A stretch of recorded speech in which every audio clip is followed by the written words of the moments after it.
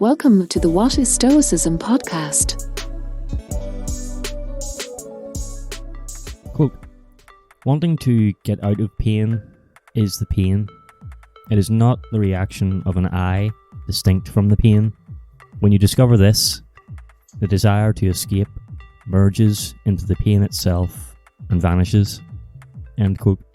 When I read these sentences in Alan Watts' book, The Wisdom of Insecurity, I had one of those moments when you stop and look up from the page because your brain needs a few seconds to process the input.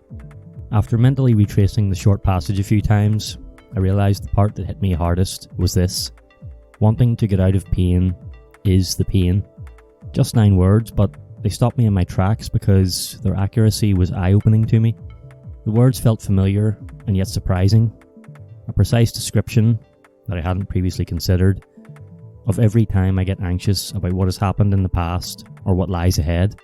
Hearing this, the words might not seem particularly revelatory to you, but if you're someone who feels pain in the present about a bygone event or an event yet to come, then they may help you understand that pain better, and understanding the source of a problem is a huge help in solving it. So here's my 3-pronged interpretation of the statement. Again, wanting to get out of pain is the pain. 1.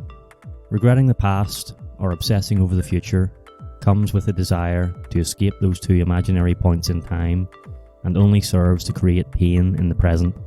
2. You have already escaped the past and the future because you exist in the present. 3. Most of the time, the present moment itself is not painful. So, armed with a better understanding of the source of the pain, what's the Stoic response to deal with it? In short, it's to accept. Simply accept. Accept that the present moment is rarely unbearable. You made it this far, didn't you? Accept that the past is gone and isn't coming back. You learned a lot of lessons from it though, right? Accept that the future hasn't arrived and will always remain uncertain. You can plan for the worst and still hope for the best, can't you? If that sounds like an apathetic attitude of resignation, remember, acceptance isn't a slump into passivity. It's the acknowledgement of something that can't be changed so that you can stop trying to change it. It's not standing still and absorbing difficulty. It's looking reality in the eye and taking a step forward. It's a decision to stop creating pain by trying to get away from pain. If you don't run, it can't chase you. It's the love of your fate. Amor fati.